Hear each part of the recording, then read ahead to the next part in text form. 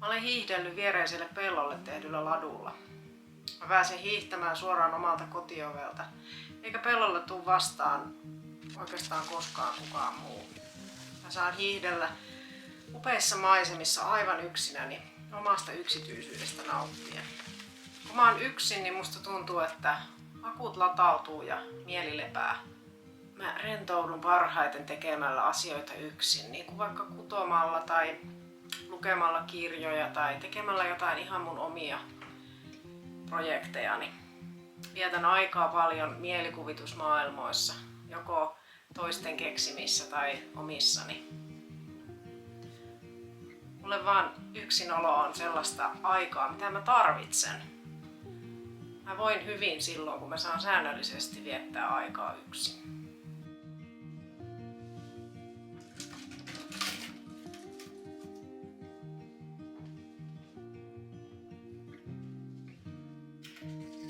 Mä oon myös aina ollut ihminen, joka viihtyy paremmin sellaisessa pienessä muutaman hengen porukassa kuin missään isoissa juhlissa.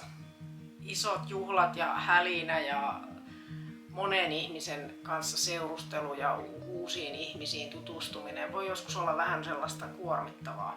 Ja ihan ne parhaat ystävätkin, jotka mulla on ollut jostain tuolta lapsuudesta tai opiskeluajoilta asti, niin aina ei välttämättä tule pidettyä yhteyttä niin usein kuin haluaisi tai olisi hyvä.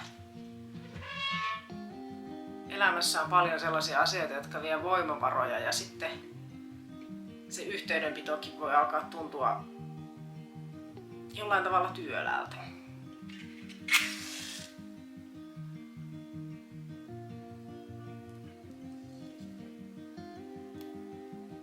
Mulla ei oikeastaan koskaan ole ollut sellaista ystävää, jonka kanssa mä jakaisin joka päivä kaikki asiat. Enkä mä tiedä, olenko mä sellaista kaivannutkaan.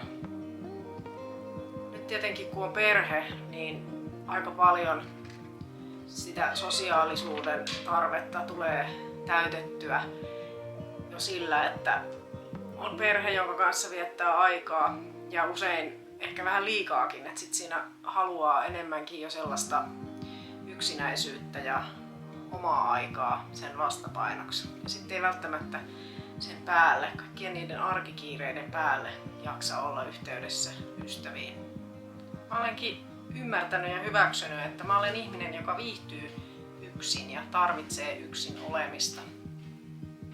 Ja että se ei ole mikään huono ominaisuus, jos haluaa viettää aikaa yksin. Eikä se tarkoita samaa asiaa kuin yksinäisyys.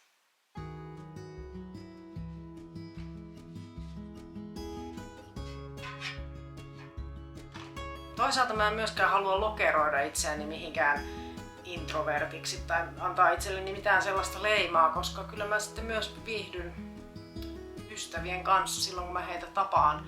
Ja muutenkin mä ajattelen, että tällaiset leimat voi vaan turhaan estää meitä tekemästä asioita. Jos mä ajattelen, että mä oon nyt niin introverttia ja mä aina haluan olla yksin, niin entä sitten kun tuleekin sellaisia tilaisuuksia, joista mä hyödyn, vaikkei se ensimmäinen ajatus mulla olisikaan, että mä haluan mennä sinne. Joskus mä haaveilen järjestäväni sellaisia juhlia, joissa istutaan pitkän pöydän ääressä myöhään yöhön ja juodaan viiniä ja syödään hyvin ja nautitaan suomalaisesta kesäillasta. Tai oikeastaan mielikuvissa nämä juhlat ehkä sijoittuu pikemminkin johonkin italialaiseen kulttuuriin, jossa ruokakin on erilaista ja aurinko on vähän lämpimämpi ja maisema eri tavalla kaunis kuin täällä. Ehkä mulla on sellainen joku haave minä, joka olisi sosiaalisempi, joka olisi iloisempi, joka viihtyisi huomion keskipisteenä, joka jaksaisi syventyä tuntikausiksi johonkin syvällisiin keskusteluihin ja ei yhtään miettisi sitä, että nyt kyllä jo väsyttää, että haluan mennä nukkumaan.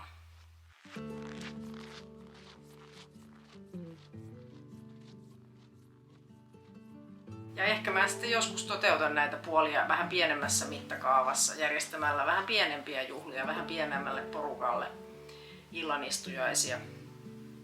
Mutta toisaalta mä ajattelen myös, että olisi hyvä oppia arvostamaan sitä, että viihtyy yksin, koska jokainen ihminen kuitenkin on lähtökohtaisesti yksin. Ja se on arvokas asia, jos pystyy olemaan yksin ja niin, että kuulee omat ajatuksensa ja pystyy olemaan sinut sen kanssa, mitä pään sisällä liikkuu. Ei siinä ole mitään huonoa. Päinvastoin se on tosi hieno juttu. Ja ylipäätään se, että me ihmiset ollaan erilaisia. Ei ole mitään yhtä oikeaa tapaa ollako sosiaalinen vai eikö olla. Vaikka meidän yhteiskunnassa aika paljon arvostetaan sellaista ekstroverttiyttä ja sosiaalisuutta, valitettavasti. Minusta olisi hyvä arvostaa kaikenlaisia persoonallisuuksia. Meitä kaikkia tarvitaan. On myös ollut elämänvaiheita, joissa mä olen kokenut ehkä vähän myös yksinäisyyttä. Muistan, kun mä muutin opiskelemaan vieraalle paikkakunnalle, josta mä en tuntenut juuri ketään. Tuntui vähän vaikealta löytää omaa paikkaansa sieltä opiskelijaporukoista. Ja sitten kun oli ihminen, jolle uusien kavereiden saaminen ei ollut välttämättä se kaikkeista luontevin juttu, tuntui vähän haastavalta, että mistä niitä kavereita sitten löytää. Ja varsinkin vanhemmalla iällä, kun ei ole enää vaikka opiskelija, kaikki on tosi kiireisiä, varsinkin tässä vaiheessa, jos on perhettä, on töitä. Missä vaiheessa ehtisi hankkia uusia ystäviä ja ennen kaikkea mistä niitä edes löytää. Mulla itsellä on se tilanne, että mä ajattelen, että kyllä periaatteessa voisin toivottaa uusia ystäviä tervetulleeksi mun elämään, mutta mä en mitenkään aktiivisesti etsi heitä, koska niin kuin sanottu, niin vanhojenkin ystävien kanssa voi olla, että joskus ei tule pidettyä yhteyttä ihan niin paljon kuin mitä saattaisi olla hyväksi. Ja jos on ihminen, jonka lempiharrastukset on lukeminen ja yksin kotona hissuttelu, niin mä en tiedä mistä löytää niitä ihmisiä, joilla on nämä samanlaiset kiinnostuksen kohteet. Ja mulle on ihan selvää, että ystävissä tärkeintä on se laatu eikä se määrä. Jos on edes yksi hyvä ystävä, niin se on paljon tärkeämpää kuin se, että olisi iso tuttava piiri, joista oikeasti kukaan ei ole erityisen läheinen. Mutta jos säkin olet ihminen, joka viihtyy hyvin yksin, joka rakastaa vetää villasukat jalkaan ja keittää kupin teetä ja käpertyä sohvalle lukemaan kirjaa ja havahtuu ehkä vasta tuntikausien päästä, että päivä on jo kulunut puoliksi ohi, niin mun mielestä tärkeää olisi just oppia huomaamaan, että se on tosi hyvä asia, että meitä on erilaisia. Jotkut meistä viihtyy hyvin yksin ja se on aivan ok. Aina ei tarvitse jaksaa olla yhteydessä muihin. Se yksinäisyys tai yksin oleminen, silloin kun se on itse valittua, on hieno juttu. Sitten tietysti, jos yksinäisyys on sellainen asia, joka ei ole itse valittua ja se tuntuu pahalta, se on ihan eri asia. Ja oikeastaan mä en tiedä, mitä muuta siihen mä sanoisin kuin sen, että toivon, että jokainen rohkaistuisi etsimään samanhenkisiä ihmisiä, vaikka se tuntuisi vaikealta ja vaikka se ei heti tuottaisi tulosta. Se on varmasti tosi lannistavaa, jos yrittää löytää ystäviä ja niitä ei oikein meinaa löytyä.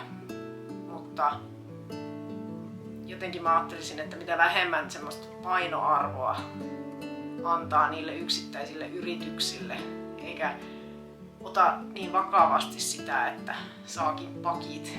Tai toinen ei olekaan välttämättä niin innoissaan siitä lähestymisyrityksestä. Sitä helpommaksi se sitten voi muuttua. Koska se toinen ei välttämättä yksinkertaisesti vaan ole siinä tilanteessa, että se tarttisi uusia ystäviä. Eikä silloin aikaa sellaiselle. Siksi siinä, vaikka tuntuu pahalta tulla torjutuksi, niin siinä ei välttämättä ole mitään henkilökohtaista. Miten mieltä sä olet yksin olemisesta? Oletko säkin sellainen, joka tykkää viettää aikaa yksin? Vai ootko sä sellainen, joka haluaa olla suuren porukan keskipisteenä ja jolla on tosi iso kaveripiiri? Vai oletko sä yksinäinen? Kerro mulle, mitä mieltä sä oot tästä aiheesta tuolla kommenteissa. Mä toivon sulle aivan ihanaa talvipäivän jatkoa. Kiitos kun katsoit tämän videon ja nähdään taas tosi pian. Moikka!